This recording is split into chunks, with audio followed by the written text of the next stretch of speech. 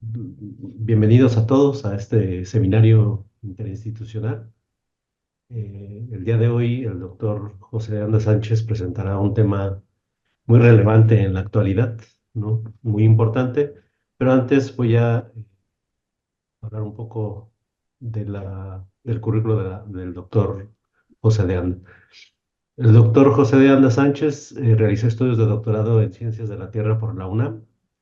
Tiene una maestría en Ingeniería Química por la UAM Iztapalapa y es licenciado y tiene una licenciatura en Ingeniería Química por la Universidad de Guadalajara. Durante su vida profesional ha laborado como ingeniero en procesos en Ciba, Geisa Mexicana y Bayer de México. Asimismo, fue ingeniero de desarrollo y tecnología de las empresas Crisel Sitza. Desde el 1994 es investigador de la Unidad de Tecnología Ambiental del Centro de Investigación y Asistencia en Tecnología y Diseño del Estado de Jalisco, CIATEC, donde fungió como director en el periodo 2009 a 2014.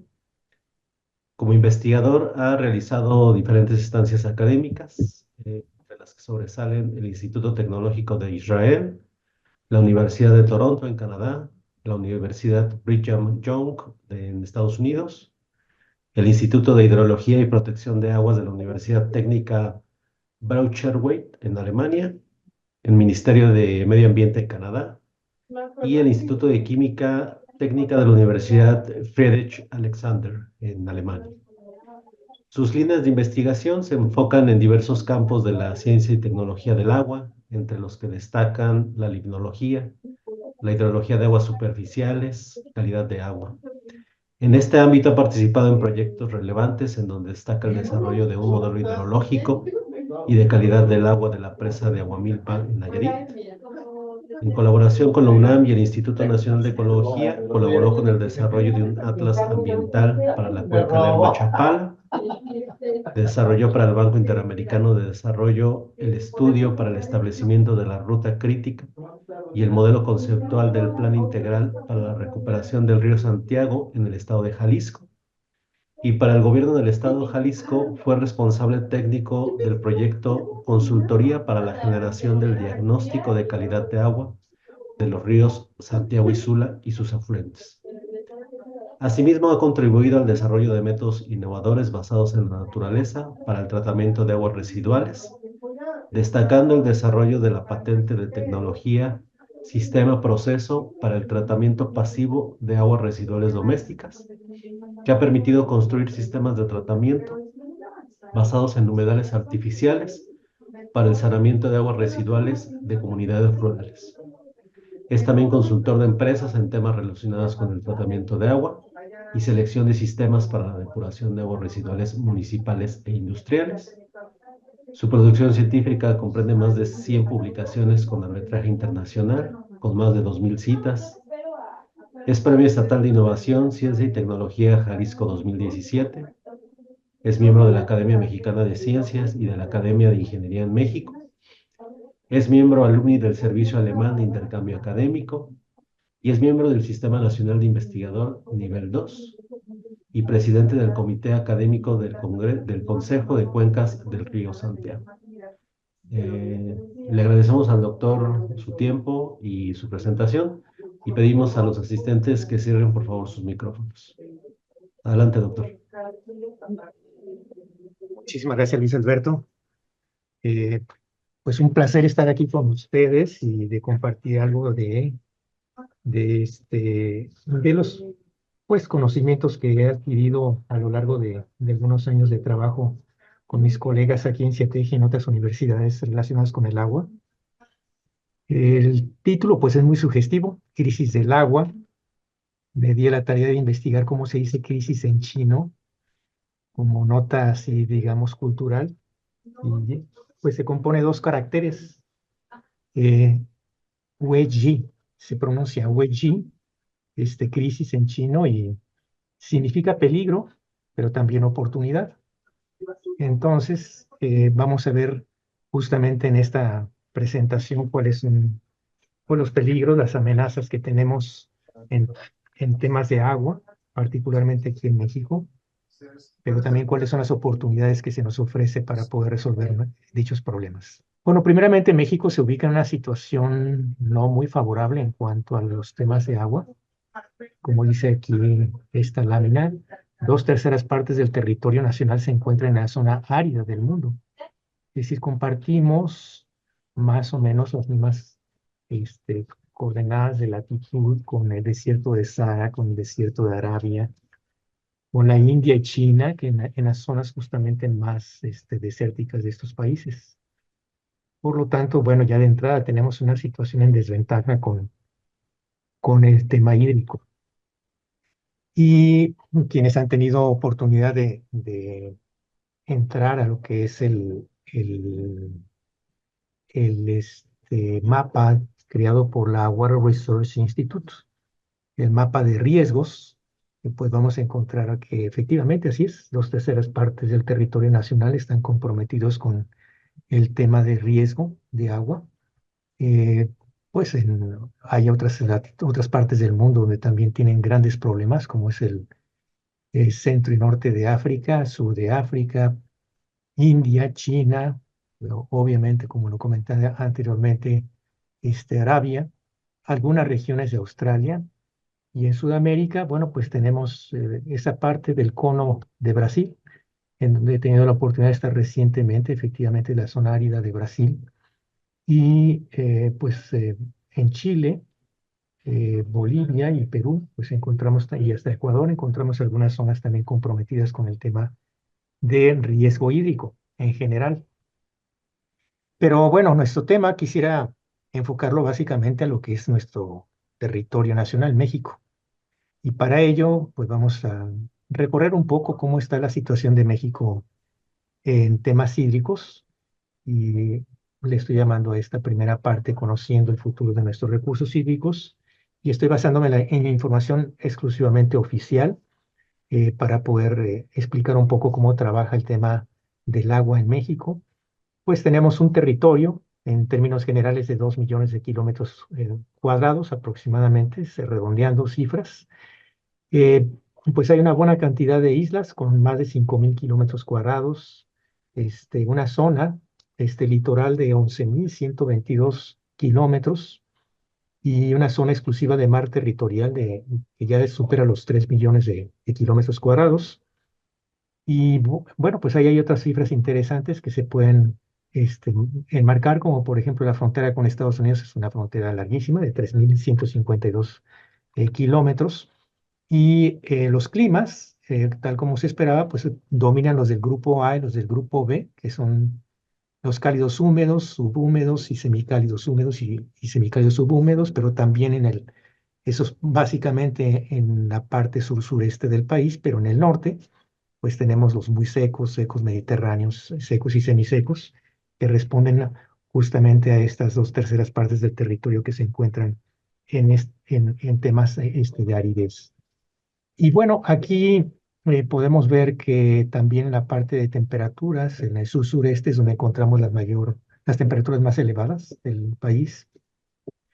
En el centro, bueno, pues tenemos temperaturas más mediterráneas y conforme vamos yéndonos hacia el norte, encontramos temperaturas, este, eh, pues en algunos casos frías, ¿no? Bastante frías, como son las montañas allá de Chihuahua, las serranías de Chihuahua pues temperaturas razonablemente agradables en el territorio nacional.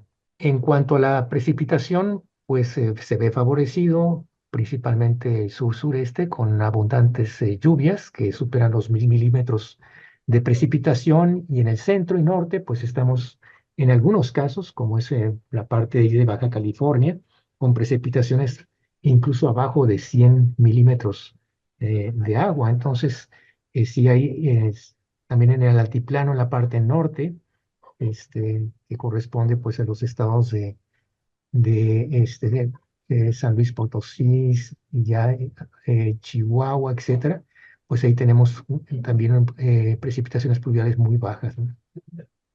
Tenemos aquí también una característica muy importante de nuestro territorio que define la curva de precipitación pluvial, en donde claramente se ve que hay una zona.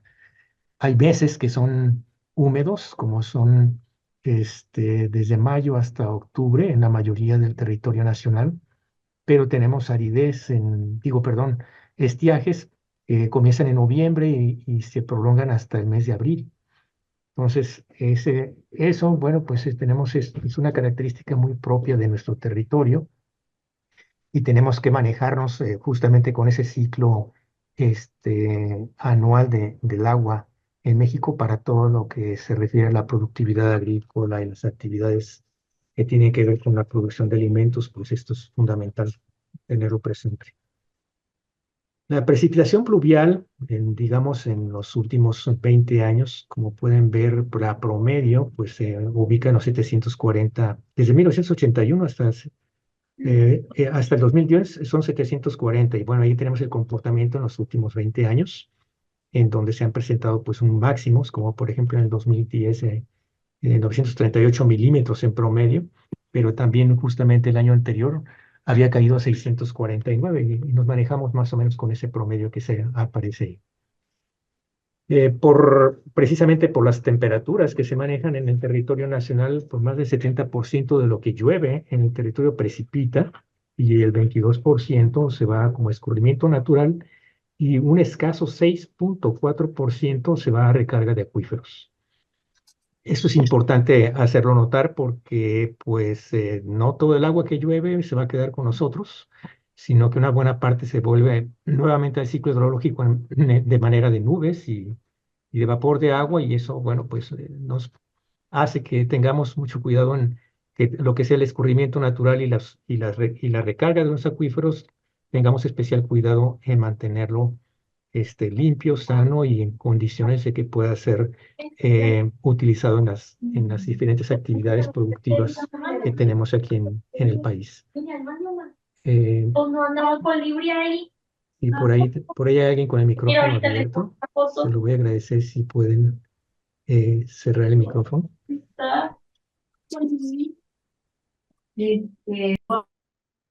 Muchas gracias. Bueno, tenemos cómo es que llega la precipitación pluvial a México, pues mayormente por los eventos de huracanes. Aquí se muestra que efectivamente nuestro territorio se ve ampliamente favorecido por una cantidad enorme de huracanes, desde el tipo 1, 2, 3, 4 y hasta el 5, y de eso en los últimos años hemos visto cómo pues aumentan en intensidad y en frecuencia esos eventos, y pues ahora pues tenemos que poner especial atención a las noticias para ver cómo se va a comportar el clima durante la época de los huracanes en México y estar con las medidas de prevención suficientes. Eh, pero también, o sea, cuando llega la parte del estiaje, tenemos como por ejemplo aquí una comparación entre febrero de este año y septiembre de este año. Pues en febrero el estiaje nos estaba haciendo sufrir a todos con el tema de las sequías y las restricciones de agua en muchas partes del territorio nacional. Y eso se puede ver en este mapa de sequías, ¿verdad? Que se presentan pues justamente en las 2/3 partes del territorio nacional hacia el norte, es donde se presentaron los mayores problemas de sequía. Y ya para septiembre, que es justamente en la parte tardía de la época de lluvias, pues disminuye muchísimo el tema de la sequía, pero se ve pues poco favorecido en los estados de Sonora, Chihuahua, Sinaloa en el norte. Y ahí, bueno, pues tenemos problemas también de mantener este, mm, pues las actividades agrícolas, ¿verdad? Suficientemente confiables como para poder comprometer la producción de alimentos. Entonces, pues esas son las características propias de nuestro territorio. Quisiera hablar un poquito de lo que está pasando pues a nivel global, ¿verdad? Con el tema de los gases de efecto invernadero, que pues no es el tema, ¿verdad? Pero sí influyen de una manera muy importante en los pronósticos de lo que va a suceder con el agua en México en un futuro. Me di la tarea de rescatar un par de gráficas de la estación Mauna Loa que se encuentra en Hawái y que nos revela cómo se encuentra evolucionando la concentración de dióxido de carbono a nivel global. Y pues a pesar de que en el 2015 se firmó un acuerdo internacional en donde más de 190 países fueron signatarios acuerdo en donde todos haríamos el gran esfuerzo por disminuir los gases de efecto invernadero. Pues estamos ya en el 2024, ya varios años de que, a casi ya 10 años de que se firmó ese acuerdo y ustedes pueden observar que la curva del CO2 sigue rampante, ¿no? O sea, seguimos con eh, incremento de los gases de efecto invernadero en nuestra atmósfera, por lo que los pronósticos que hacen las personas que se dedican a hacer mm, pues la investigación del clima en el mundo no nos están favoreciendo con sus pronósticos. Aquí tenemos que en el año 2090, hasta una diferencia entre el año 2090 y el presente, pues se estima que efectivamente México va a tener incrementos de temperatura que pueden ir desde 2,3 a 3 grados centígrados en todo, en las partes, digamos, de Yucatán, como se puede observar ahí, es hasta 5 de 5 hasta 6 grados centígrados en las zonas de Chihuahua, Sonora, norte de Sinaloa, lo cual pues vulnera en Durango, ¿verdad? Norte de San Luis Potosí, lo que pues compromete muchísimo el tema hidrológico, porque eso significa que dentro del ciclo del agua que tenemos aquí en México, el promedio, pues vamos a tener mayor cantidades de agua que se va a evaporar, y ese 71% que se evaporaba puede incrementarse, con lo que podría disminuir la disponibilidad del agua a nivel nacional. Y de ese es el punto que vamos a hablar ahora, de disponibilidad. La disponibilidad se ve afectada, como lo acabamos de comentar, por las cuestiones climáticas, pero también por la demografía. Es decir, en el año 2020 llegamos a 126 millones de habitantes y pues ahora estamos en 134, si no me equivoco. Y como pueden ver, esta es una gráfica que muestra cuántas personas estamos ya habitando en las zonas urbanas en el territorio nacional y cuántas en el territorio, en las áreas rurales.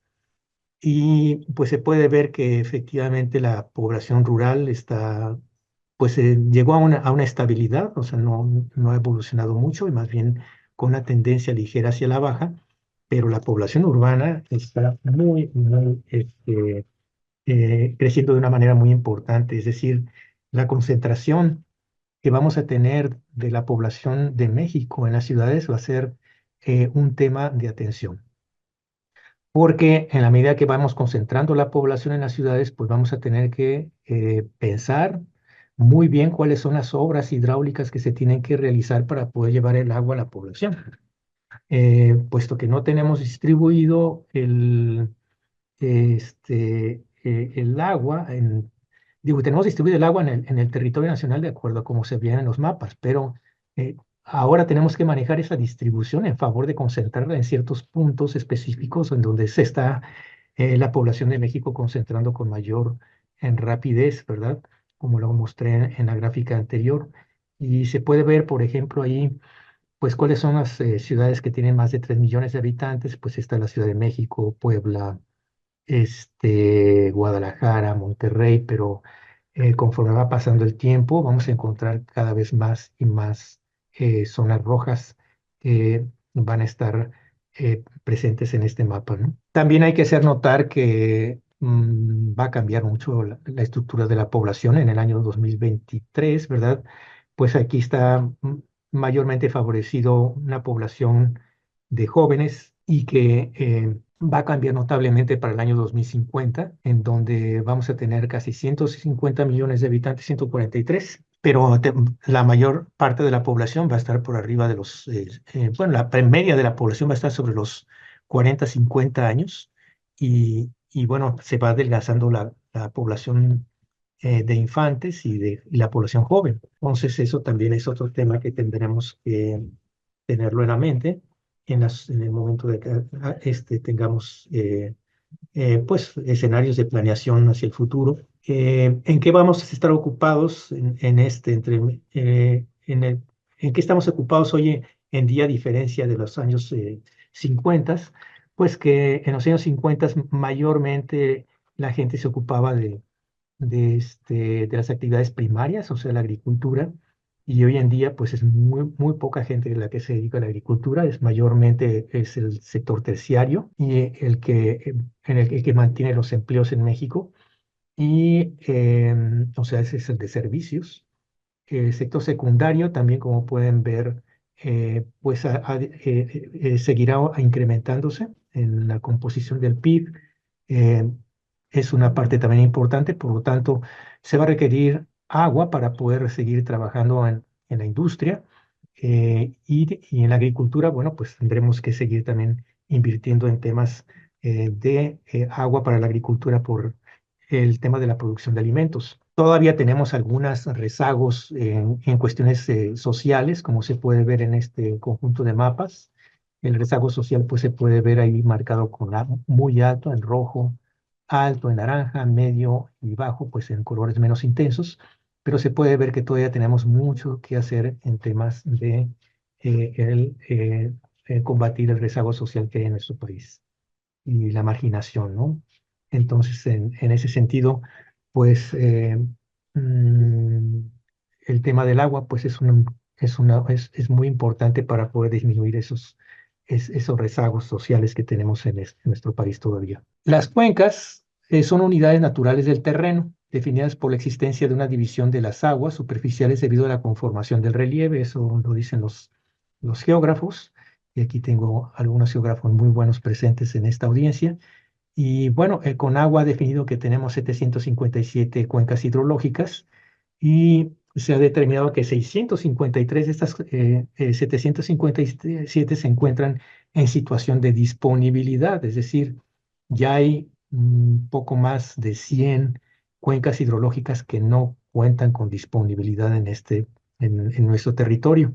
Para fines administrativos, pues se ha dividido el país en 37 regiones hidrológicas y en 13 regiones hidrológico-administrativas. Bueno, este es un mapa donde se ve cómo están las cuencas. Algunas cuencas son endorreicas, es decir, eh, por ejemplo, la cuenca Lerma-Chapala es endorreica, no tiene salidas hacia el mar, francas, ¿verdad? También las cuencas del altiplano y las del norte no tienen salidas hacia el mar, mientras que la gran mayoría de las cuencas hidrográficas de México pues sí tienen salidas hacia el mar, y hay una condición en particular que son las cuencas arreicas, en donde pues prácticamente lo que llueve o se evapora o se infiltra y no hay escurrimiento, ¿no? Eso es una cuenca arreica. En las regiones hidrológicas, pues se pueden ver aquí, que son las 37 que se mencionaban anteriormente, y ahí está la denominación de cada una de ellas. Y estas son las 13 regiones hidrológico-administrativas con las que se maneja con agua para la administración del recurso hídrico en todo el territorio nacional. Y como pueden ver, pues quienes están conectados en la zona centro, pues la región hidrológica 8, pues la cuenca Lerma-Chapala-Santiago, es la que domina el centro del territorio nacional. No deja de ser importante la 13, que es la de la Ciudad de México, por supuesto, en donde pues entre la 13 y la 8 son las que están haciendo, digamos, la mayor aprovechamiento de las aguas superficiales y subterráneas del país, como lo veremos más adelante. En promedio nacional, la disponibilidad que tiene cada habitante es de 3.663 metros cúbicos por habitante por año. Podríamos decir que para estándares internacionales estamos en una condición media de acceso al agua, pero sucede que no está distribuida de manera uniforme ese promedio, sino que la mayor parte del agua se encuentra en el sur-sureste del país, mientras que en las zonas centro y norte apenas llegamos a 1.528 metros cúbicos por habitante por año de disponibilidad, lo que compromete y ya pone en una situación, si no crítica, pero sí de alto nivel de estrés hídrico a la mayor parte de la población que vive en esta zona del país, que dicho sea de paso, pues tal como luego se ve en la pequeña gráfica en la parte superior derecha, pues el 77% de la población vive en la zona de mayor estrés hídrico, mientras que el 23% está en la zona donde hay mayor abundancia de agua. Pero, pues a final de cuentas, la aportación al PIB, curiosamente, la tiene mayor. Los que tienen menos agua son los que más aportan al PIB, mientras que los estados que se encuentran en el sur-sureste son los que tienen menos aportación al PIB, no obstante que tienen esta abundancia de agua. Bueno, pues son cuestiones históricas, socioeconómicas, que ya no, en su momento seguramente ya lo han este, percibido o estudiado ustedes a lo largo de su formación. Esto es digamos, los ríos y los lagos de México. Como pueden ver, a diferencia de los grandes lagos que se encuentran en el norte de América, me refiero al lago Michigan, lago Erie, lago Ontario, que son lagos inmensos, pues nuestro mayor lago es el lago de Chapala y tenemos pues otros microlagos, ¿verdad? Como es el Cuitzeo, Pátzcuaro, Yuriria, Catemaco, Tequesquitengo, lago Nabor Carrillo. Bueno, pues son lagos realmente muy pequeños y muy de una profundidad como el lago de Chapala que no supera los 8 o 10 metros de profundidad media, sus mejores tiempos.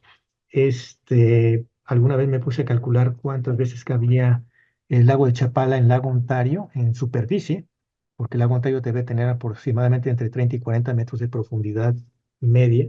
Pues más o menos en superficie el lago de Chapala cabría 400 veces en el lago Ontario, o sea, es infinitamente pequeño en comparación a los lagos del norte de América. Y eso, bueno, pues tiene muy comprometido el tema de las aguas superficiales, además de que tenemos pocos ríos con grandes volúmenes de agua que aportan como flujo ecológico hacia el mar. En cuestiones de aguas subterráneas, pues por lo tanto se convierten como una reserva muy, muy importante de agua para México. Esto se manifiesta, como dice allí, en la magnitud del volumen utilizado por los principales usuarios, dado que el 39.4% del volumen total concesionado para usos consultivos procede del agua subterránea. O sea, no es el 50%, pero es el 39.4%, el 40% en número redondo y el 60% es el agua superficial, la que mantiene a la población de México activa y en producción día con día. Para fines de su administración, el país se ha dividido en 653 acuíferos.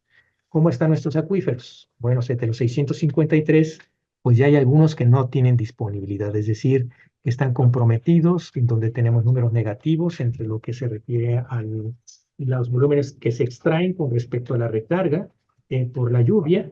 Entonces, la lluvia no alcanza a recargar esos acuíferos y por lo tanto, pues están marcados allá en color rojo, en donde pues hay muchos de los acuíferos están en la zona de la región administrativo 8, como se puede ver, y en el norte también la parte de abajo, en la región administrativa 4, en la 6, en la 2, ya tenemos acuíferos sin disponibilidad. Acuíferos con disponibilidad en el año 2020. Bueno, perdón, esto es no, esto estoy equivocado, no es en el año 2020, esto fue en 2010, si mal no recuerdo, esto es en el 2020. Es así como se ve ahorita en el 2020. Oh, perdón por las fechas, sí, ahí me equivoqué con este asunto, pero sí un cambio muy importante, como pueden ver, para el año 2020 ya tenemos muchos acuíferos de México que no tienen disponibilidad. Eh, el agua renovable por per cápita, ahí tenemos entre el 2000, se estaba reflejando más o menos lo mismo, ¿verdad? Que conforme va pasando el tiempo tenemos cada vez menos disponibilidad. Las regiones en donde la disponibilidad es menor a 1.700 metros cúbicos por año se considera que presentan estrés hídrico. Entonces, pues aquí ya tenemos varias zonas del territorio nacional que se encuentran en estrés hídrico, principalmente la región hidrológica 8, como se puede ver. En el año 2030 vamos a tener seguiremos teniendo problemas de disponibilidad, ¿sí? ¿Cuáles son los acuíferos sobreexplotados? Ahí están, el 2011 y 2020. Es una lámina, bueno, ahí está justamente dicho lo que había comentado anteriormente. Conforme va pasando el tiempo, hay más y más acuíferos sin disponibilidad en todo el territorio nacional. Y además del problema de la cantidad de agua, tenemos el problema de calidad del agua, porque muchos de los acuíferos que tienen aparentemente disponibilidad, pues tienen problemas de intrusión salina, es decir, que se están salinizando las aguas, y eso ocurre precisamente porque tenemos cada vez más y más agua que está teniendo que ser perforada a mayores profundidades y encontramos ya pues comprometidos la calidad del agua. Y en la parte de Yucatán, bueno, pues porque eh, existe es el mar, ¿verdad? Que cuando se extrae una cantidad importante del agua superficial, pues los, la estructura kárstica que hay en este territorio, pues lo que va a suceder es que el agua que va sacándose de más, ¿verdad? Deja de ejercer presión sobre el agua marina y el agua marina comienza a entrar hacia la zona del agua subterránea, que es, por cierto, es bastante somera en esta zona del territorio nacional. Por lo tanto, pues ahí hay un riesgo también para la población. El agua salada es muy difícil de desalinizar y de ponerla al servicio de la población. Eso es en cuanto a la cantidad de agua. Vamos a hablar un poquito de cómo está el tema de calidad del agua. Eh, Vamos a utilizar para esto datos, ¿verdad? Que tiene la Conagua en 3.493 sitios de monitoreo, donde la Conagua diseñó un índice de calidad del agua basado en 8 indicadores, que son los que se muestran ahí: la DBO, la DQO, la coliformes fecales, Escherichia coli, enterococos, saturación de oxígeno y toxicidad. Y con base en estos indicadores se determinó y fue publicado a nivel nacional cómo está el tema de calidad del agua superficial. O sea, no cumple el color rojo y el amarillo, cumple el color verde, y puede verse claramente como todo el centro y una parte del norte del país pues está con grandes problemas de calidad del agua, también algo de Yucatán, ¿verdad? Como se puede ver ahí, el tema de calidad del agua pues es un gran tema. ¿Y por qué sucede esto? Bueno, este es otro mapa que refleja exactamente lo mismo que fue publicado en los diarios, y este lo elaboró el doctor Olvera, y está ahí pues claramente reafirmado lo que se menciona en los periódicos. Y como consecuencia, pues los ríos del país están también contaminados. Una gran parte de los ríos de México sufren diversos grados de contaminación. Según la Conagua, más del 60% de los ríos de México tienen algún grado de contaminación. ¿En qué usamos esta agua? Pues el agua la utilizamos principalmente para la agricultura, ¿verdad? O sea, una parte, como lo había dicho, es superficial, otra es subterránea, pero como lo vamos a ver, es la evolución que ha tenido del año 2001 hasta el 2020, y pues como hay un incremento de la población, se tiene que ir reflejando igualmente en el incremento en el uso del agua, en la necesidad de estar extrayendo tanto el agua superficial como subterránea para los fines consultivos que tiene la población. La mayor parte del agua se utiliza en la agricultura, más del 70% es agrícola. Eh, la energía eléctrica 4.6%, la industria 5%, el abastecimiento 14.7%. Y esto, pues, como lo había comentado, principalmente por esa concentración urbana que se está reflejando en todo el territorio nacional, pues es necesario también llevar esa agua a la población. El volumen concesionado por municipio se puede ver ahí que cuáles son las zonas que tienen pues, concesiones muchísimo muy altas, como es el caso de Culiacán o el norte de Sinaloa, que es una zona agrícola en donde tienen cultivos extensivos que demandan una cantidad importantísima de agua, así como la zona de Mexicali, en Baja California Norte.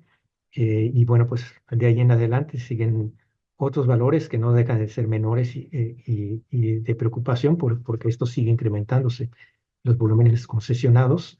Y aquí tenemos pues la fuente predominante, si es superficial, si es subterránea, también se ve ahí. O sea, también hay una clasificación que tiene la CONAGUA que se llama similar, que es cuando existe una diferencia menor al 5% entre las aguas superficiales y subterráneas.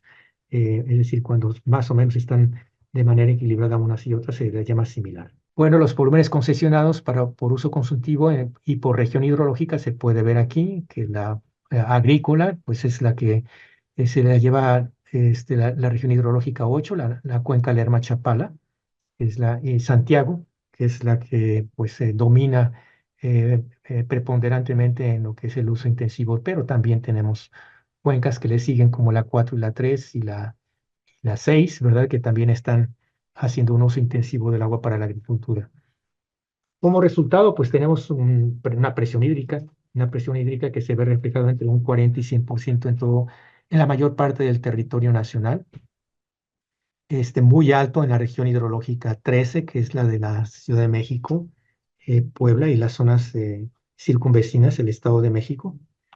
Y bueno, hay algunas otras regiones hidrológicas que no serían las más comprometidas, pero que también ya se puede ver una evolución hacia arriba en cuanto al grado de presión sobre el recurso, como lo puedo mostrar aquí. Esas cifras que están a la izquierda son porcentajes y hay algunas cuencas que ya comenzaron a aparecer con problemas de estrés hídrico. Eh, ¿Cómo estamos enfrentando el problema de estrés hídrico? Bueno, pues lo estamos enfrentando a través de la creación de infraestructura. Hay presas que tienen aproximadamente unos 150.000 hectómetros cúbicos de capacidad de almacenamiento, localizadas justamente en las zonas donde se tiene mayor uso intensivo tanto del agua superficial como subterránea, que es en la parte centro del país.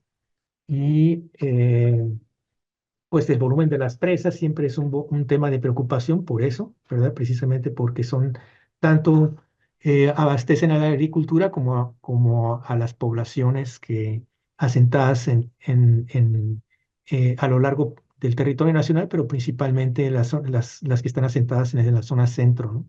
Del país. Bueno, aquí son Mm, no obstante que tenemos un mayor uso consultivo en cuestiones agrícolas, sin embargo, los distritos de riego y las unidades de riego en el país no son muchas, o sea, son pocas los distritos de riego que tiene el país, es decir, es mucho más eficiente el riego, ¿verdad?, que tenemos tecnificado que el no tecnificado, el que es temporal. Y pues el aprovechamiento del agua es mucho más alto en los distritos de riego y en las unidades de riego que en las zonas de temporal y eso se puede ver en una gráfica que voy a... Estas son las unidades de riego, que son unidades más pequeñas, ¿verdad? Con una infraestructura más modesta, pero que a final de cuentas están declarados legalmente como tales. Y el volumen empleado en los distritos de riego por fuente y año agrícola, bueno, pues ahí está. Esos son lo que el aprovechamiento por aguas subterráneas y por aguas superficiales para los distritos de riego, que más o menos se ha mantenido constante a lo largo de los años, desde el 90 hasta el 2020.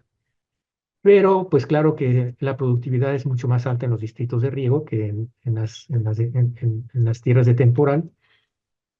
A nivel nacional, pues en las zonas urbanas y rurales han ido incrementando su cobertura en cuanto a al agua que reciben por las tuberías, o sea, la distribución del agua no es buena, o sea, con un 96,1%. Y en la cobertura del alcantarillado, o sea, a donde van nuestras aguas residuales, también es alta, con un 95,2%. Bien. Y pues la cobertura de drenaje ahí está, 95,2. Sí, sin embargo, bueno, también en cuanto al agua potable, afortunadamente hemos tenido una muy buena desempeño porque ya se puede ver en esta gráfica cómo ha seguido incrementándose de manera importante la cantidad de el caudal de agua potabilizada que llega a nuestros hogares. Y las aguas residuales, bueno, pues aquí tenemos una cifra que nos dice que el 67,2% de los 215,4 metros cúbicos en los sistemas de alcantarillado es lo que se está tratando. O sea, no es 100%. Hay países latinoamericanos que tienen más del 80% de tratamiento de sus aguas residuales. Nosotros no hemos llegado todavía a esa cifra. Pero esa es solamente la que llega al alcantarillado. La que no llega al alcantarillado, pues está contaminando nuestros cuerpos de agua. Y así es como encontramos que pues, las aguas residuales industriales tratadas, pues aquí también se está incrementando el volumen y las plantas de tratamiento industriales, ¿verdad? Que también se tiene que hacer un gran esfuerzo porque pues hay algunos sectores industriales que poca agua que descargan, pero tiene un alto nivel de contaminación y el potencial de contaminación es importante para los ríos y los lagos, ¿no? Entonces pueden comprometer la disponibilidad de manera importante. La Semarnat sí tiene la cifra que es aproximadamente del 50% de todas las aguas totales, tanto las municipales e industriales, que se tratan en el país, o sea, el 50% es de lo que se trata y el 50%, o sea, que es un volumen también muy importante de aguas que van a dar a los ríos, a los lagos y al mar, ¿verdad? Y que no tienen ningún sistema de tratamiento de por medio. Eh, las plantas de tratamiento mayormente utilizan la tecnología de lodos activados, que dicho sea de paso, pues es una tecnología que dio muy buenos resultados allá en los años 60, 70, pero como lo vamos a decir más adelante, pues hoy en día ya tenemos contaminantes muy diferentes a los que teníamos en aquellos años. Algunos de ellos, tanto en la industria como las aguas residuales municipales, pues ya tienen algún tipo de contaminantes que no son fácilmente degradables, o sea, que son compuestos recalcitrantes, donde las bacterias que normalmente crecen en las unidades de lodos activados, pues no son capaces de degradar. Aquí está la distribución de plantas de tratamiento por tamaño, ¿verdad? A lo largo de todo el territorio nacional. Cuanto a reuso, pues ahí tenemos todavía mucho que hacer. O sea, hay muy poca cantidad de agua que se está... eh, con agua estimó que el reuso directo de las aguas residuales tratadas ante su descarga fue de 50,8 metros cúbicos, en tanto que se reusaban indirectamente una vez descargadas 85,4 metros cúbicos en el 2020.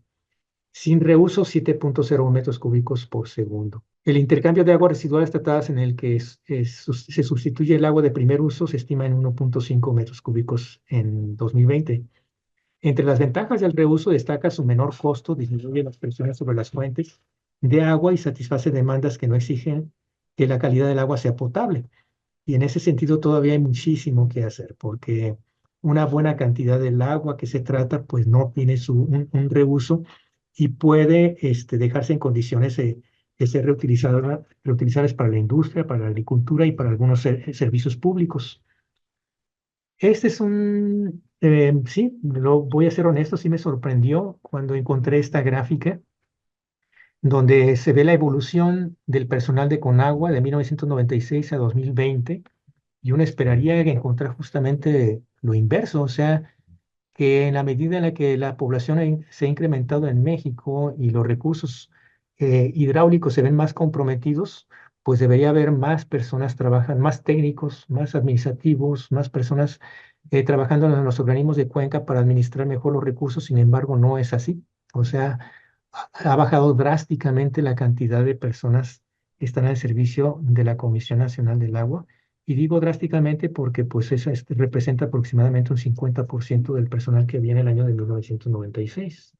Y el tema de la recaudación debido al agua, pues lo tenemos aquí. También debo confesar que sí me sorprendió porque podemos ver que eh, al ser una autoridad fiscal, la Conagua interviene en el cobro de los derechos por uso, aprovechamiento o explotación. Y pues sucede que la recaudación, como se puede ver ahí, dice la recaudación total ha ido disminuyendo con respecto al tiempo, o sea, del año 2000 era 79,1% de la recaudación y en el año 2020 60,1% de la recaudación. Por lo tanto, pues ahí es un tema que también habría que poner atención porque se necesita dinero para poder hacer las obras de infraestructura que se requiere para poder canalizar, conducir el agua que se requiere no solamente para las ciudades, sino para la agricultura y para los otros múltiples usos que tiene nuestro vital líquido. Eh, y la evolución en el presupuesto de Conagua para poder cumplir las necesidades de agua que tiene el país, pues decayó drásticamente desde 2014 al 2020. Ha habido una caída muy importante y similar a la que teníamos en el año de 1998, pero pues aquí tenemos un problema, ¿verdad? Porque ya tenemos más del doble de la población que teníamos en aquellos años. Entonces, pues sí, es un tema que tendremos que ver hacia un futuro. Digo, no estamos todavía al doble de aquellos años, pero estamos ya muy cercanos de llegar a ese número. Y sin embargo, pues el presupuesto no es el mismo que se esperaría. Esta nota la recuperé de marzo de este año, donde dice hasta el 99% de los operadores de agua enfrenta quiebra. La baja recaudación y tarifas poco claras o grandes consumidores causan una pérdida por más de 100,000 millones de pesos. Lo dijo el presidente de la Comisión de Recursos Hidráulicos del Senado de la República. Entonces, pues sí, o sea, son cifras oficiales, son declaraciones de los funcionarios. Esos son los precios que tiene hoy en día el agua por metro cúbico. Eh, Como se puede ver, pues hay regiones como Villahermosa, por haber una abundancia de agua, los estados del sur son los más económicos. Me sorprendió ver a San Luis Potosí también con un costo de agua relativamente bajo. Y tenemos en Pachuca, en León, en Querétaro, pues justamente los estados del centro del país y que tienen más compromiso con respecto al tema hídrico, son los que tienen las tarifas más altas hacia el año 2020. Pero me gustaría que viéramos esta otra lámina en donde se puede observar que para algunas ciudades en particular, como Tijuana, Hermosillo, Querétaro, Ciudad de México, etcétera, el costo del agua, pues cómo ha evolucionado en lo industrial, comercial y doméstico. Pero pues en Guadalajara para el año 2020 el costo del agua estaba aproximadamente entre 30 pesos, vamos a decirlo así, para el uso industrial. Pero eh, publica el CIAPA para el año 2024 que la cuota de administración por metro cúbico va a ser de 80 pesos, más otros 15 pesos que se están cobrando por saneamiento. Es decir, hoy en día acá en la zona metropolitana de Guadalajara estamos pagando 95 pesos el metro cúbico de agua, muy diferente y en pocos años, pues apenas 4 años, de que se incrementó esa tarifa de una manera tan importante. ¿Cómo estamos en tema de cobertura de agua? Perdón, cobertura de agua, sí, y la tasa de mortalidad por enfermedades diarreicas, pasando ya al tema de agua, salud y medio ambiente. Pues encontramos aquí que, pues afortunadamente, las enfermedades diarreicas han ido disminuyendo a lo largo del tiempo, lo cual habla de obras.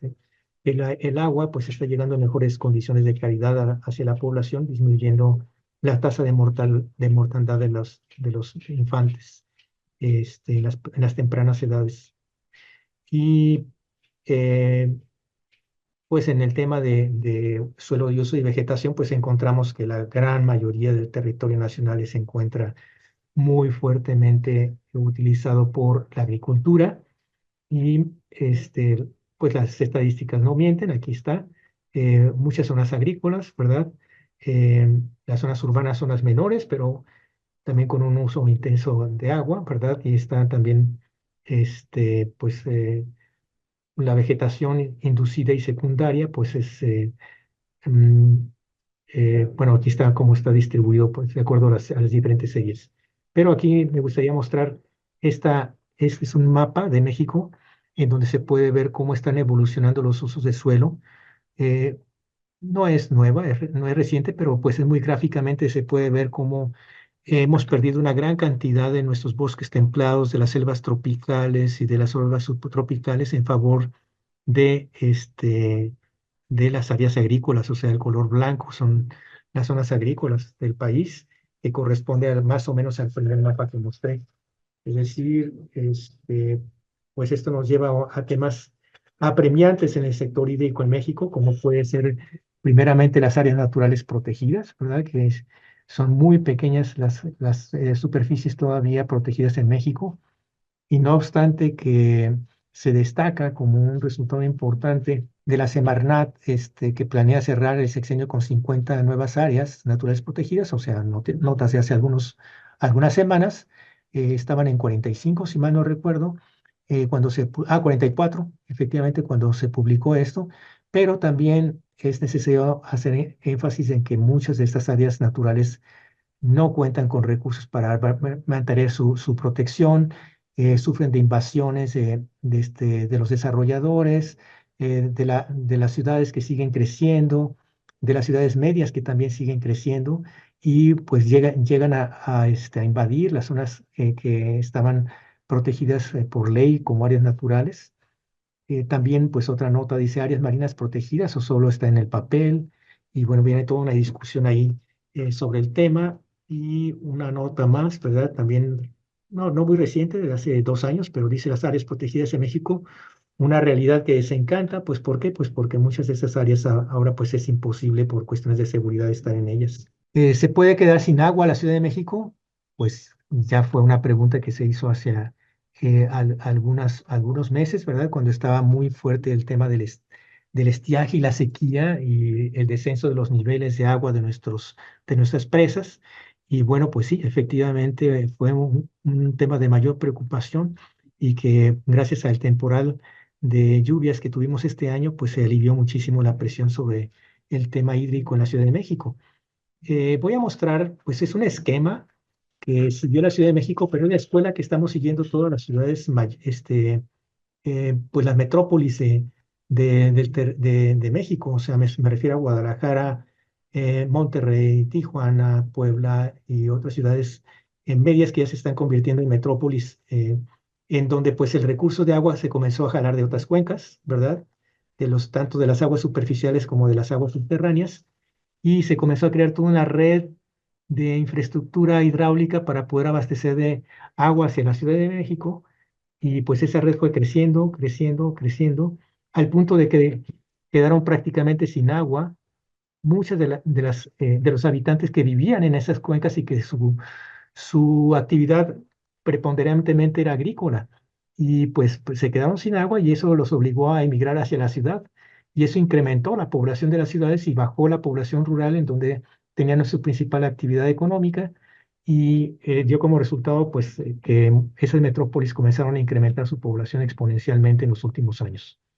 Ese modelo es el que estamos siguiendo todavía aquí en México para el desarrollo socioeconómico. Bueno, las consecuencias, pues ya se han visto en muchas partes son fotografías tomadas de diferentes ciudades de la República, ¿verdad? Donde la gente se queda de pronto sin agua y en el caso de Monterrey, pues se quedaron realmente toda la población sin diferencias sociales, sin agua. ¿Qué consecuencias tiene de la sobreexplotación que tenemos en nuestros acuíferos? Pues una es la subsidencia. Por ejemplo, en la Ciudad de México, la subsidencia es que todo el terreno donde se asienta, donde se encuentra el acuífero, comienza a quedarse sin agua y comienza a deprimirse el terreno, presentando problemas estructurales importantes. Estas son fotografías de la Ciudad de México. La fotografía de la derecha muestra el monumento a la Revolución, y ese tubo que ven ahí no era un poste de luz, ese era un pozo de agua, perdón, un pozo de drenaje para el drenaje pluvial. Entonces, se pueden dar cuenta el nivel de descenso que ha tenido, o sea, la subsidencia que ha tenido la Ciudad de México en esa zona. Este mapa, pues si les interesa, pueden entrar allí. Digo, la presentación, por supuesto, que va a estar a su disposición a través de los organizadores de esta charla que estoy teniendo con ustedes. Y ahí se ve, en la revista Science, salió en el año 2021 los puntos neurálgicos en donde se está presentando mayor problemas de subsidencia en el territorio nacional. Y bueno, pues aquí está, por ejemplo, en el Estado de México, que es justamente de donde se estaba extrayendo una de las fuentes de abastecimiento de agua para la Ciudad de México. Se están presentando problemas de hundimientos, la subsidencia en el Valle de Toluca. Este es también el ademe de un pozo de agua que se quedó por arriba, ahora ya de la superficie, todo el terreno se deprimió y se fue para abajo.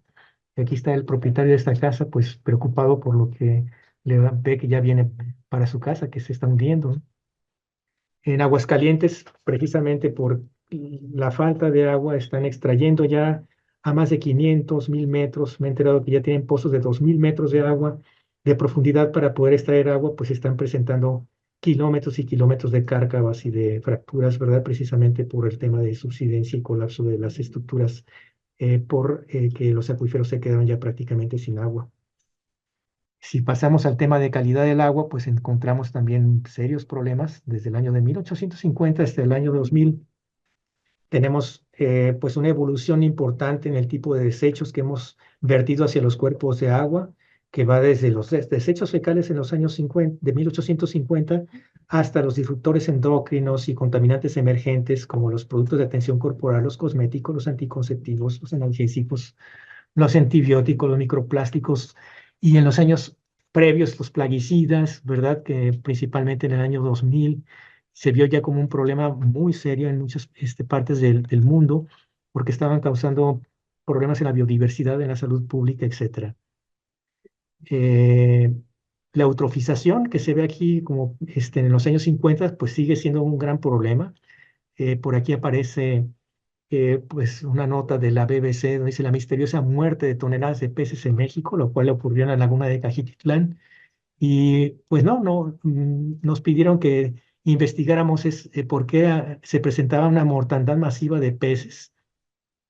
Está publicado. ¿Por qué razón? Pues es básicamente la eutrofización, o sea, descargas de aguas residuales de las plantas de tratamiento. Es una cuenca endorreica, no tiene salidas y tiene tres plantas de tratamiento que descargan directamente ahí. Cuando llega la época de lluvia, se sobresaturan las plantas, dejan pasar el agua residual cruda y pues eso representa una carga orgánica muy importante y crecimiento de algas cianófitas, y las algas cianófitas son las que causan esa mortandad de peces debido a los ciclos de respiración y de fotosíntesis que presentan esas algas. Prácticamente le secuestran el oxígeno a los peces durante la noche. La contaminación del río Sonora por sulfato de cobre también fue un gran problema, pero sigue latente. O sea, 10 años después sigue la gente quejándose de problemas de salud pública que tuvieron por el derrame del Grupo México sobre el río Sonora. Los plaguicidas alcanzan la laguna y ríos de México.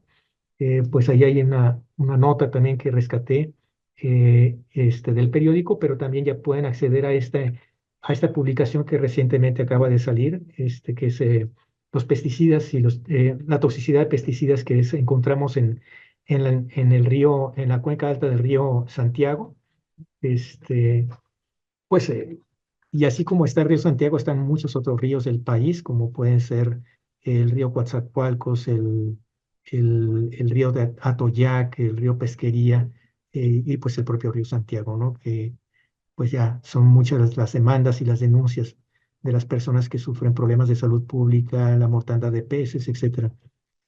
Estos son, pues, para que no menospreciemos el tema de los emergentes, que es un problema que comienza a aparecer cada vez más frecuentemente. Muchos de los compuestos químicos que hoy en día arrojamos, que son medicamentos como el paracetamol, ibuprofeno y el bisfenol, pues son productos químicos industriales que aparecen ahí, que representan en algunos casos un riesgo importante, un riesgo muy alto para los peces, ¿verdad? Y si están los peces, seguramente ya tenía algún tipo de riesgo para la salud pública. ¿Qué es lo que en el año 2011 la CONAGUA y la Secretaría de Medio Ambiente, el Senado de la República, a través de recursos hidráulicos, pues dijeron que para el año 2030, ¿qué sucedería con México? Todas las aguas municipales estarán tratadas, todos los ríos y lagos sin basura, fuentes de contaminación difusa bajo control, todas las aguas industriales tratadas, suburbios urbanos conectados a la red, a las redes de agua potable, localidades rurales con agua potable, organismos operadores funcionando eficientemente, toda la superficie de riego tecnificada, cuencas autoadministradas, qué maravilla. Todas las aguas tratadas se reutilizan, todos los acuíferos en equilibrio, eficaz ordenamiento territorial, zonas inundables libres de asentamientos humanos y sistemas de alertamiento y prevención con tecnologías de punta. Ese fue el deseo que tuvieron los políticos del año 2011 sobre lo que iba a suceder con los recursos hídricos de México en el año 2030. Y bueno, las referencias. Y con esto, pues terminar mi presentación y estoy atento a sus preguntas. Muchas gracias, doctor. Pues un tema bastante interesante, importante sobre todo en estos días. Eh, y bueno, pues abrimos la opción para preguntas. No sé si los que están ahorita presentes tengan o quieran hacer algún comentario. También a la hora de que se inscribieron al seminario, también hay un grupo de preguntas que igual ahorita podría ser al último, o vía chat también se pueden preguntar. Podemos comenzar con las preguntas. Carlos, Hola, adelante. buenos días, ya casi tardes. Primero que nada, muchas felicidades por su presentación y muy, muy informativa. Y bueno, me surgieron algunos comentarios y algunas preguntillas que tal vez usted pudiera disolver, ¿no? Eh, Hay algunos autores que manejan que más allá de que las condiciones naturales en las que usted pone mucho énfasis, que influyen sobre la disponibilidad del agua, hablan sobre la existencia de esta escasez surgida a partir de las relaciones de poder, ¿no? Que existen diferentes condiciones que promueven la escasez del servicio, de la distribución en diferentes lugares, y que concentran esa distribución en ciertas regiones, en determinadas regiones. Entonces, estas son, digamos, tiene que ver o está muy asociado más allá de la disponibilidad, que tiene que ver con los tiempos en los que llueve, ¿no? En los que se recargan los acuíferos, tiene que ver más con estos poderes económicos que pesan sobre quién es más importante de abastecer y que dejan en crisis de escasez a grandes sectores de la población, mientras generan abundancia en otros, ¿no? Me gustaría saber su opinión con respecto a este enfoque, si realmente lo considera importante o qué piensa con respecto a ello. Por otro lado, habla mucho sobre, bueno, ha mencionado mucho sobre las grandes ciudades. De alguna manera, me parece que un problema que usted identifica es que el consumo es importante, es como una parte del pastel bastante importante que tiene que ver con el problema del agua, ¿no? Pero también nos menciona sobre actividades que son diferentes del consumo de las grandes ciudades, por ejemplo, que consumen una gran cantidad de agua, por ejemplo, la agricultura, nos habla de porcentajes del 70%. eh, entonces, esta diferencia entre el consumo también nos habla un poco sobre la problemática que deriva de las formas de producción en las que se consume el agua, ¿no? Entonces, tal vez alguna idea, alguna propuesta que tenga que ver con abordar más allá de concientizar a la población de consumir responsablemente el agua en las grandes ciudades, que vaya con respecto a estas formas productivas que consumen de forma intensiva el agua y que puedan abordar también el problema de la escasez. Y, por ejemplo, también mencionan algunas de las soluciones actuales que se están llevando a cabo en México, como la generación de presas. ¿Qué tanto esto realmente está ayudando a la solución de la crisis del agua en México? Bueno, ¿cuáles serían sus recomendaciones abordando lo que ya le mencioné? Tanto que la agricultura es un gran consumidor del recurso en el país y cuál sería, desde su punto de vista, los puntos más importantes que tendrían que abordarse para darle un poco de alivio a esta problemática alrededor del agua. Gracias. Sí, muchas gracias, Carlos. Bueno, tienes toda la razón. El tema de poder y disponibilidad de agua es un juego mm, político que lo quise ejemplificar con el tema de la Ciudad de México. O sea, si tuviéramos una forma de decir, bueno, solamente va a vivir en la Ciudad de México la cantidad proporcional de agua que nos puede suministrar el acuífero local de la Ciudad de México. No tendría 24 millones de habitantes, seguramente tendría menos de la mitad de esa cantidad, no, mucho menos de la mitad, porque el acuífero de la Ciudad el acuífero local del Valle de México, pues no tiene la capacidad de mantener a 24 millones de personas viviendo en ese territorio. Y mostré pues ahí cómo la solución que encontraron para una ciudad que seguía creciendo, pues fue crear obras hidráulicas muy importantes. La última, pues el sistema Cutzamala.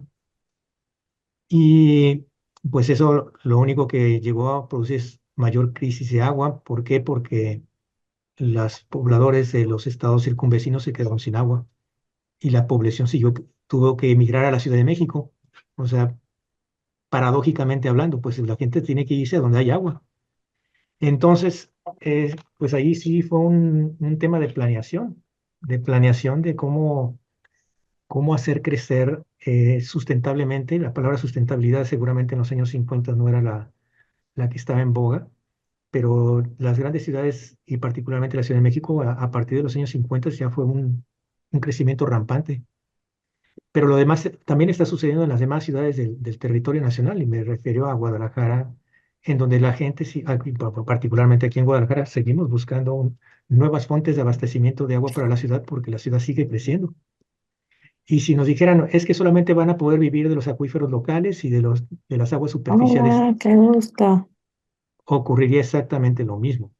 O sea, estamos siguiendo exactamente el mismo patrón. Estamos dejando sin agua a muchos de los municipios circunvecinos y estamos haciendo descender los volúmenes de disponibilidad de agua para la agricultura. Zonas agrícolas se están convirtiendo en zonas urbanas y eso, bueno, pues viene a perjudicar todo el ciclo hidrológico del agua y como resultado muchos de los acuíferos que se encuentran prácticamente en la zona metropolitana de Guadalajara y los circunvecinos, pues ya se encuentran sin disponibilidad.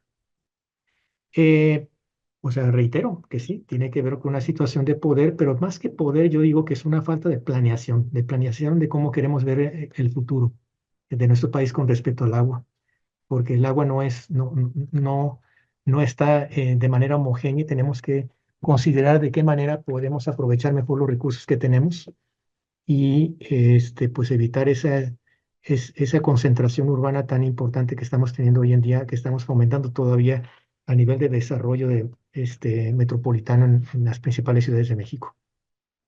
El tema de agua, por supuesto, en las metrópolis es un gran tema que se tiene que abordar. Con respecto a la agricultura, sí, tal como lo mencioné, pues desafortunadamente los distritos de riego, la agricultura tecnificada en México todavía no está en el nivel de poder reducir los volúmenes de consumo. Por otra parte, mm, sucede lo siguiente, pues, ¿verdad? Y me ha tocado verlo, de que para poder reutilizar el agua de las plantas de tratamiento en favor de la agricultura, pues se requieren también unas obras de infraestructura impresionantes. Se requiere modificar la ley porque también muchos de los agricultores que tienen concesiones de agua potable no quieren el agua tratada. ¿Por qué? Porque si dejan de extraer el agua de los pozos van a perder sus concesiones. Entonces ahí tenemos una discordancia legal. Por una parte, para ser sustentables tendremos que utilizar reutilizar el agua de las plantas de tratamiento en favor de la agricultura. Los agricultores no quieren esa agua. ¿Por qué? Pues porque van a perder las concesiones de sus pozos de agua. Y como consecuencia se sigue extrayendo y extrayendo cada vez más y más agua del subsuelo, causando los problemas que ya comenté de subsidencia en la parte central de México, donde los problemas de subsidencia por colapso de los acuíferos se están presentando ya con mayor intensidad. Y finalmente, pues las presas, que es muy controvertido el tema. Claro que hay un montón de publicaciones que hablan sobre las desventajas, y los impactos medioambientales que tiene la construcción de las grandes presas, la fragmentación de los ríos, las consecuencias de la fragmentación, la pérdida del hábitat, etcétera. Pues a mí me tocó ver cuando trabajé en el tema de la presa de Aguamilpa, eh, allá más o menos en el 2006, pues el tema de fragmentación, por supuesto que se vio ahí con muchas de las especies, principalmente de cocodrilos, que quedaron en la parte alta ya sin posibilidad de migrar a aguas abajo por la fragmentación que recibió el río. Entonces, pues sí, es un tema controvertido, pero sin embargo, hoy en día esas presas en México son las que están aliviando el tema del estrés hídrico que están sufriendo las ciudades. Y la forma en la cual vamos a resolver eso, pues es un gran tema, porque, insisto, es un tema de planificación a nivel nacional de cómo queremos ver el futuro de México con la coyuntura de agua que tenemos hoy en día en 2/3 partes del territorio nacional. Quizá no contesté completamente como usted hubiera querido, pero creo que pues una pincelada, Sí, y se me pude aproximar a lo que usted me preguntó, Carlos. Muchas gracias por sus preguntas. sí, Doc, bueno, si alguien quiere preguntar, puede levantar la mano. Por lo pronto aquí en el chat hay algunos comentarios y preguntas, doctor. Ujú. Alguien, José Francisco, dice que le parece un mito que hay suficiente agua en el sur. Dice los ríos de la región del Soconusco en Chiapas, que permanecían con agua durante todo el año, ahora se encuentran secos gran parte del año por sequías constantes y que la calidad ya no es óptima para su consumo humano por la contaminación de la agricultura. Ese es pues como un comentario.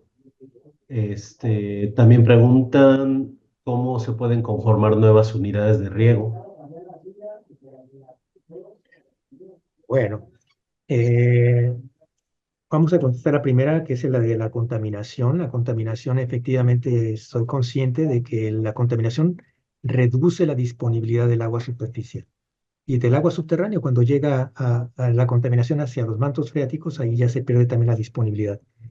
Y estoy cierto, me consta que el tema de contaminación ha disminuido la disponibilidad del agua superficial en muchos de los estados del sur del país, particularmente en Chiapas, el tema de la contaminación de las aguas subterráneas, que son las fuentes de disponibilidad de agua que tiene, por ejemplo, San Cristóbal, se ha visto traducido por la falta de un sistema eficiente de potabilización de agua en problemas de salud pública. O sea, ya hay varias, o sea, la incidencia de problemas de salud pública debido al agua contaminada se está incrementando en algunos estados del sur del país precisamente por el tema de contaminación y estoy de acuerdo con ello. Sí, desconocía el tema de que se estaba quedando sin agua algunos de los ríos principales del sur-sureste de México. No dudo, ¿verdad?, de que precisamente el tema de deforestación esté jugando un papel importante en estos cambios en el régimen hidrológico de los ríos del sur. La deforestación, tal como lo mostré en los mapas de uso de suelo, y como hemos perdido una gran cantidad de bosques y selvas debido a la deforestación, pues también es un factor que puede estar directamente incidiendo sobre los volúmenes de agua en las aguas superficiales del territorio nacional, porque ya se pierde la capacidad de infiltración del suelo, se pierde digo, al menos acá en Jalisco ya hicimos el balance hidrológico en una cuenca donde nos dimos cuenta clarísimo de esa interrelación que hay entre los niveles de los lagos endorreicos, someros acá en Jalisco y la sobreexplotación de los acuíferos. Es decir, mientras que tengamos problemas en el manejo de nuestros bosques, en nuestras selvas, de que no estemos cuidando los procesos de infiltración naturales que tienen nuestros bosques y selvas, por supuesto que va a tener un impacto sobre el régimen hidrológico de los ríos. Y pues sí, es una pena que una riqueza natural tan importante como la que tiene el sur-sureste del país, de pronto se estén viendo afectadas por el tema de la deforestación. Igual, un poco en este sentido de lo que está Ah, comentando ahorita, sí, hay perdón, me faltó comentar lo de los distritos de riego.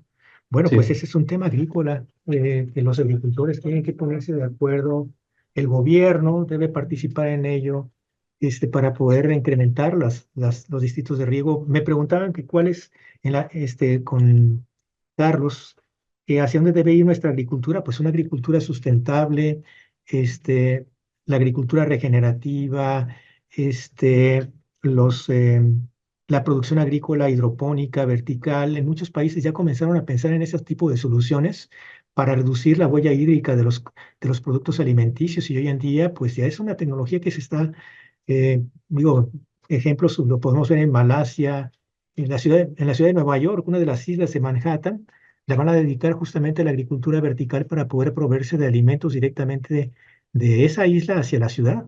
O sea, soluciones hay, pero pues hay que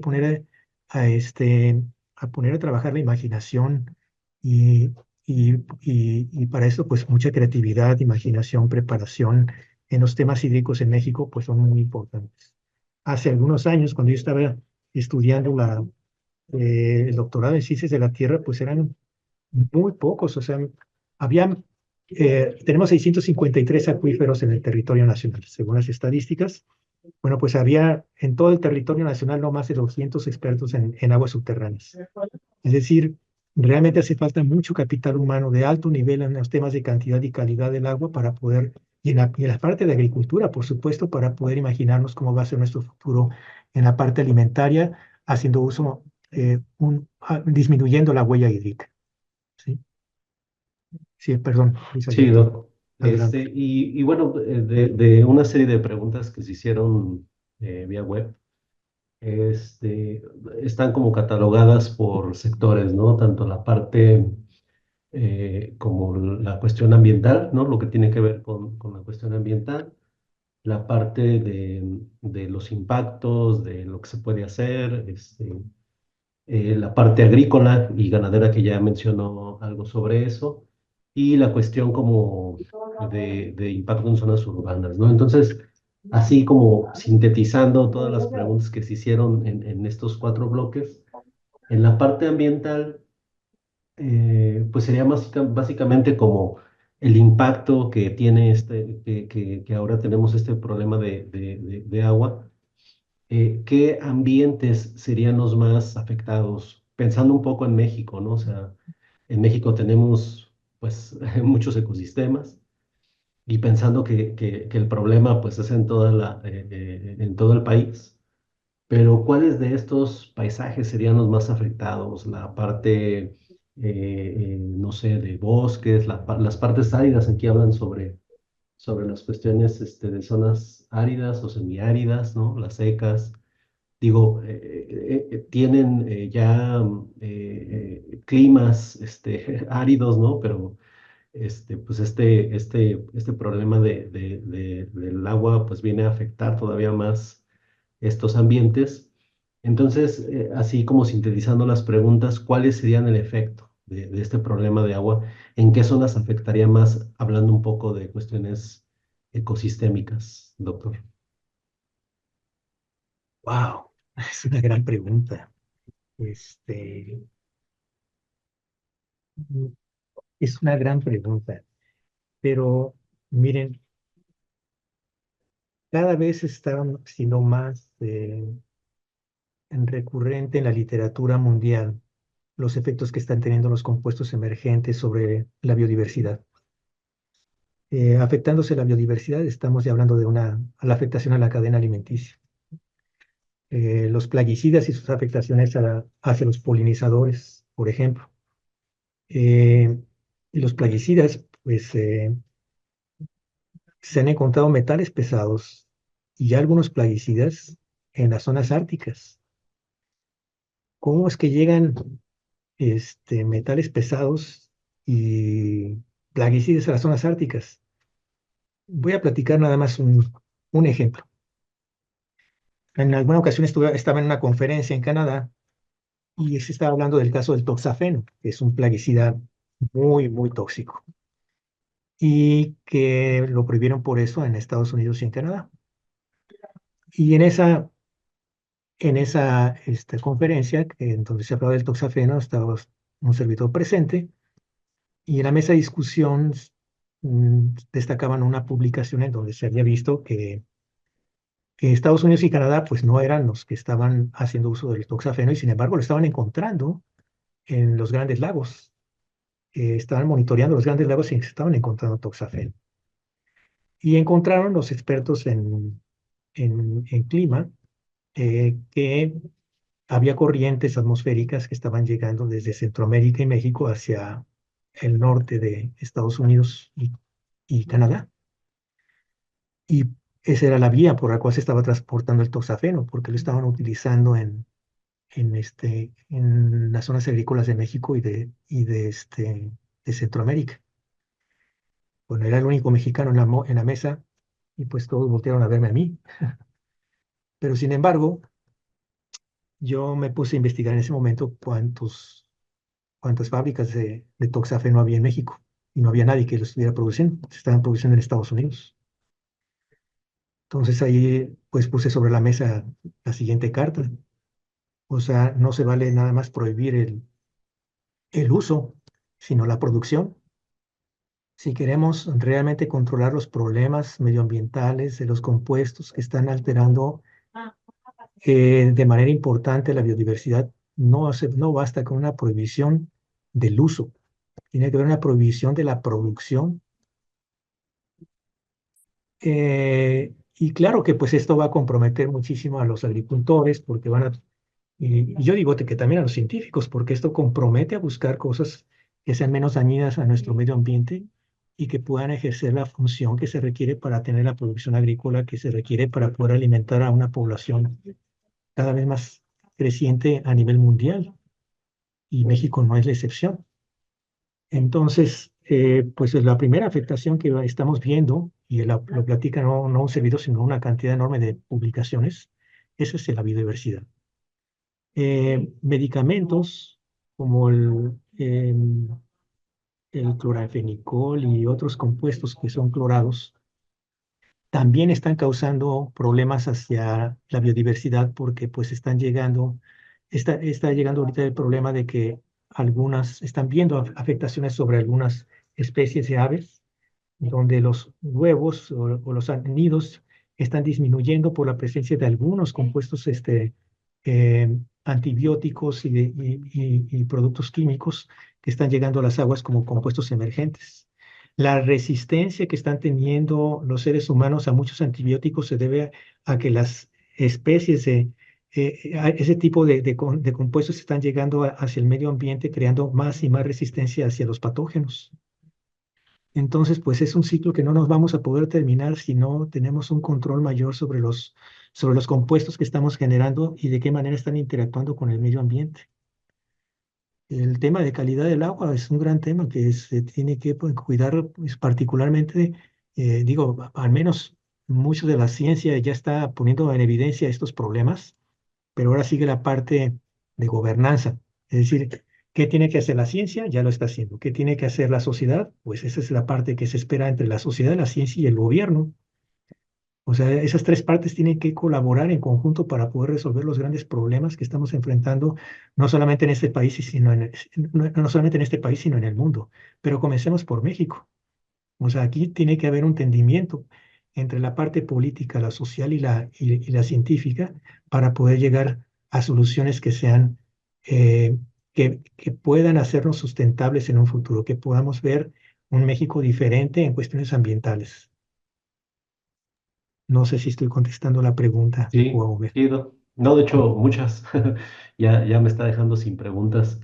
Eh, También en la parte urbana, bueno, pues ha mencionado mucho sobre estas cuestiones que tienen que ver con el uso, con la extracción, con la propia contaminación, y también englobando un poco las preguntas que se han hecho, este, realmente la parte más importante en las zonas urbanas, bueno, centrándonos en dos aspectos, uno es qué contamina más en el aspecto ya sea como industrial, ¿no? O sea, la industria o en zonas urbanas, ¿no? La industria o las aguas residuales, ¿no? O sea, las municipales, tal cual.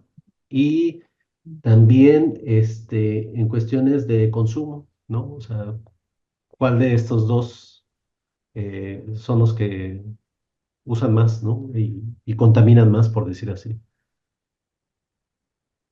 Bueno, voy a hablar por el territorio que conozco, que es del área de la zona metropolitana de Guadalajara y la cuenca alta del río Santiago. Pues son ambos, o sea, todavía hace falta mucho que hacer en la parte de infraestructura de saneamiento de las aguas residuales. No obstante que la capacidad instalada de las plantas de tratamiento debería ser suficiente para tratar todas las aguas residuales de la zona metropolitana. Sin embargo, las obras de conducción no están terminadas para poder llegar con el agua residual a esas plantas. Y muchas de las plantas que esperaríamos que funcionaran correctamente no lo están haciendo. Hace falta una inversión ahí para que se puedan recuperar esas plantas de tratamiento. Por otra parte, pues el tema de la economía circular del agua hace falta ponerlo muy en alto, porque mucho de la inversión que se hace para poder tratar el agua se pierde descargando esas aguas ya tratadas a los cuerpos de agua como los ríos o las presas o los lagos, y se pierde el valor económico invertido en la recuperación y el tratamiento. Entonces,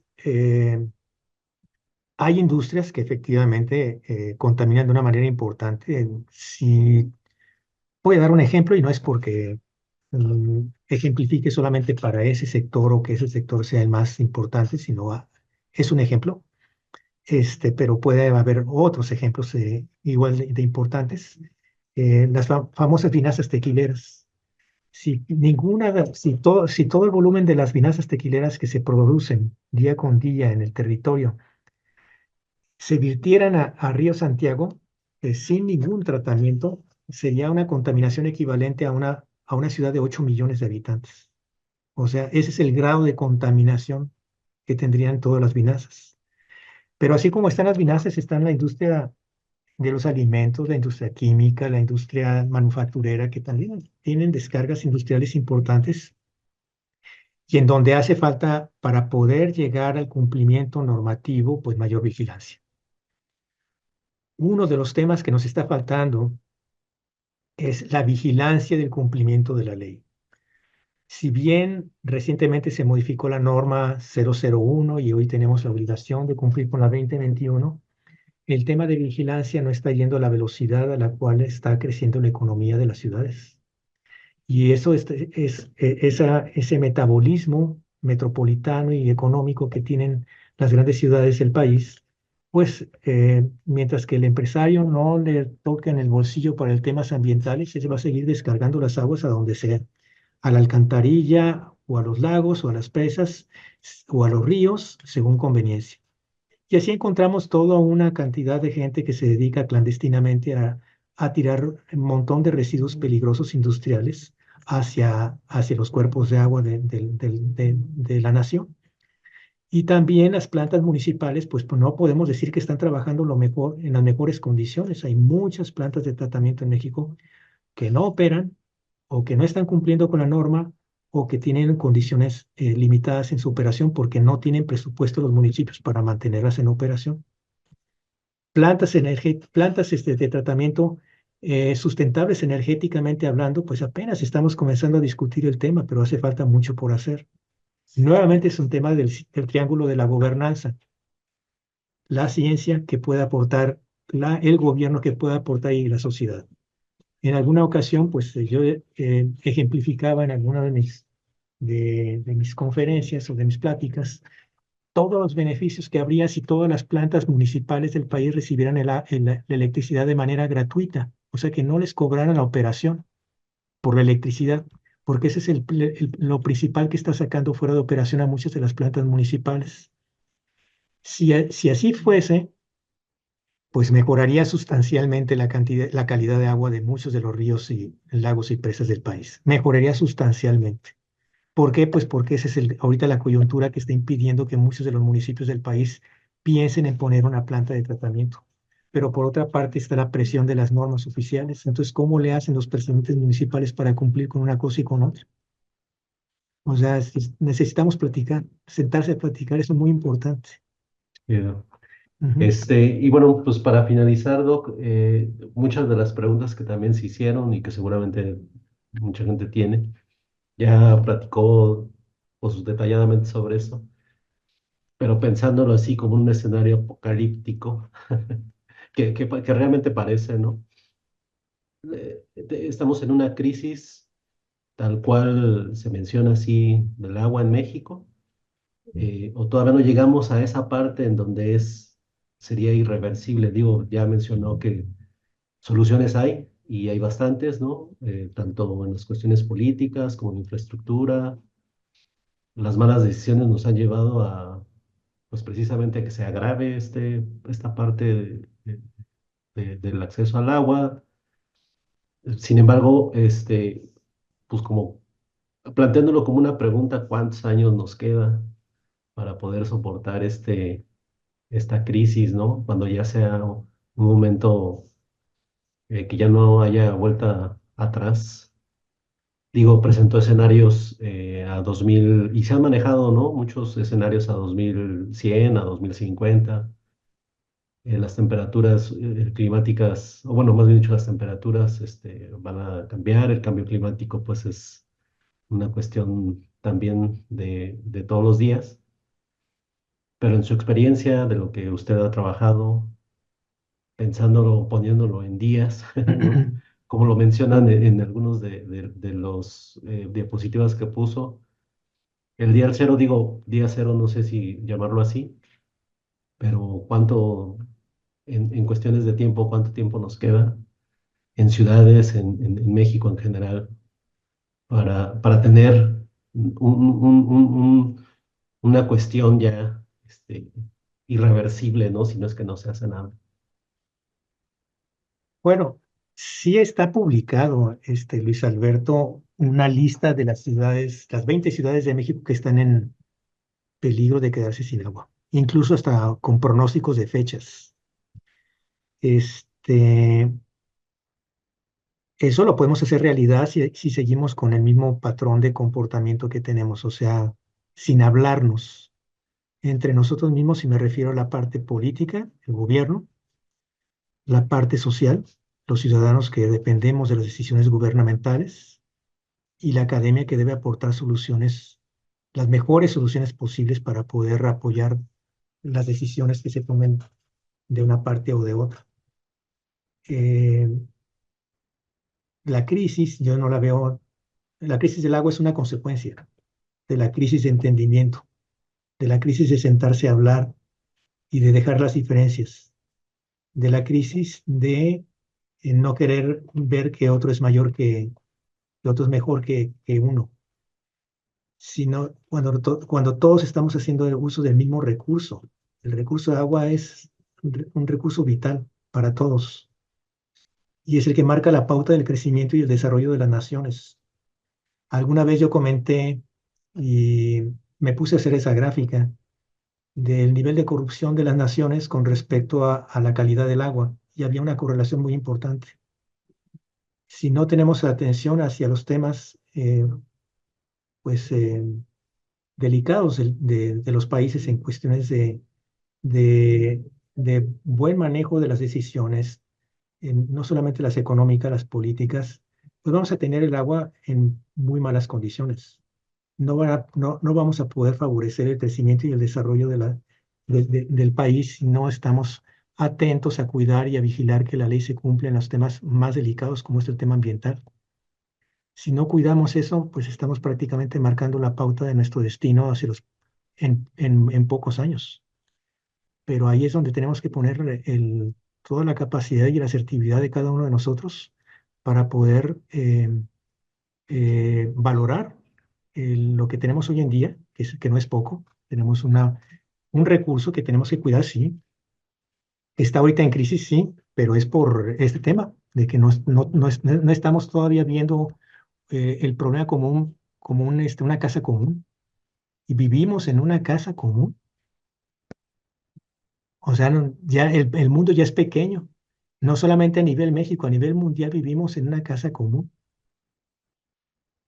Y tenemos que tomar decisiones como si estuviéramos en una casa común. Pues muy bien, doctor, pues la verdad es que le agradecemos mucho su plática, su charla, siempre es muy agradable escucharlo. Y bueno, pues también agradecemos a los participantes, a las personas que estuvieron atentas a este seminario. Y pues nuevamente, doctor, muchas gracias por su plática, por su charla muy amena. Muchísimas gracias, Luis Alberto, y gracias a todos los que estuvieron presentes. Y, la presentación se la voy a dejar a Luis Alberto, Sí, y con todo gusto, bueno, tienen acceso a ella. Muchísimas sí, gracias. muchas gracias, doctor. Y Que gracias tengan a muy buena todos los tarde. asistentes.